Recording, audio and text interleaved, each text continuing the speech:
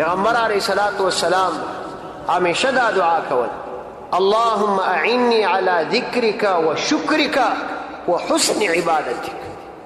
اے الله عز وجل ته زما امداد وکړه چې زه ستا ذکر وکړم، ستا شکر ادا کړم او ستا بهترین عبادت وکړم. یا به دا دعا کول اللهم انی اعوذ بک من زوال نعمتک. اے الله عز وجل ستا د نعمت زوال ما څخه د دې څخه پناه غواړم چې ستا د نعمت زوال ما څخه راشي. دا نن اوبه په خلکو باندې کمې دي، تاسو فکر کوئ دا څومره عظیم شان نعمت دی او په ظاهرېدلو یې څومره لو پریشاني راغلې. یو متره برمه به په 50 کالداري یا په 30 کالداري در وهل، اوس به هغه په 600 افغانۍ په 1000 افغانۍ در وي. احسان بلا هم ته د هغه منې، قدر به هم کې چونو شراب هم نه ورسره وه. دا حالت چا در باندې راوسته؟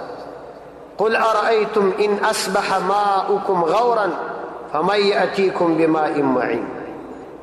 ای پیغمبر علیه السلام ته دې خلکو ته دا ووایه چې تاسو ما ته د دې شي خبر راکئ که الله تعالی دا ستاسې اوبه په دا مځکه کې نورې پسې کښته کړي، بیا به څوک تاسو ته اوبه درکړي؟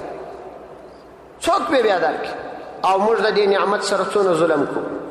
خیرن موټر دا موږ په 3 ټانکۍ اوبو پرېږدو.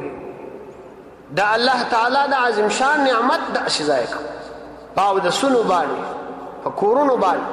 د اوبو عظیم شان نعمت اکثره ځایو کې ښځې ضایع کوي. کور کې پایپ خلاص کړي، ټول کور په پایپ باندې پریولي او ټول کلکینان او خونې په پایپو باندې پریولي.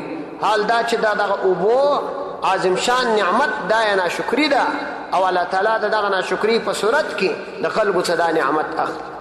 ټول خلک د دې سره پریشان.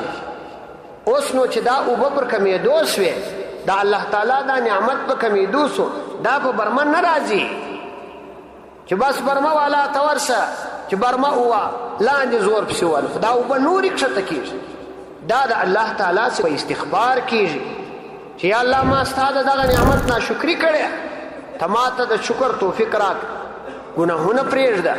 په کور کې چې کوم اعمال غیر شرعي روان دي هغو باندې نظر وکړه، هغه ختم که، معامله صحیح که، د الله عز وجل سره اصلاح سه، د هغه سره صلح وکړه، نور د الله بغاوت پرېږده. موږ بغاوت کې اخته یو، هغه د بغاوت زندگی روان، بس برمه وه په برمه باندې دا کار نه کېږي. نو که چا د الله تعالی د نعمتونو شکر ادا نه کوي، بیا الله تعالی نعمت ځینې اخلي چې ځینې واخلي بیا یې نه ورکوي. او دا وایي قانون دی، که نعمت وای واخسته الله تعالی بیا هغه نعمت نه ورکوي. و بدیل راځي خو هغه نعمت وای نه راځي. علما د دې واجبه نکته بیانوي، وای عثمان رضی الله عنه چې په شهادت ورسېد، بیا دغه اهل مدینه ورته بیا هغه اطمینان وای نه دی ورکړی سوی. اهل مکه و چې پیغمبر علیه السلام د مکې وایستی، بیا اطمینان نه دی لیدلی. بخارا والا و چې امام بخاري د وطنه وایستی، بیا اطمینان نه دی لیدلی. دا قاعده ده، وای که د نعمت ناشکري وسوه او الله تعالی نعمت واخستی، بیا یې نه ورکوي، هغسې نعمت بیا نه ورته راځي. دا الهي اصل، هغه نعمت بیا نه راځي.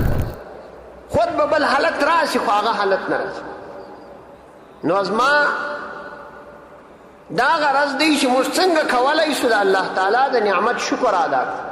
د الله تعالی د نعمت شکر په استغفار ادا کیږي او د الله د اوامرو په پابندۍ د ګناهونو څخه ځان ساتلو باندې ادا کیږي. پیغمبر علیه السلام به دوامداره دا دعا کول اللهم انی اعوذ بک من زوال نعمتک وتحول عافیتک وفجات نقمتک وجمیع سخطک.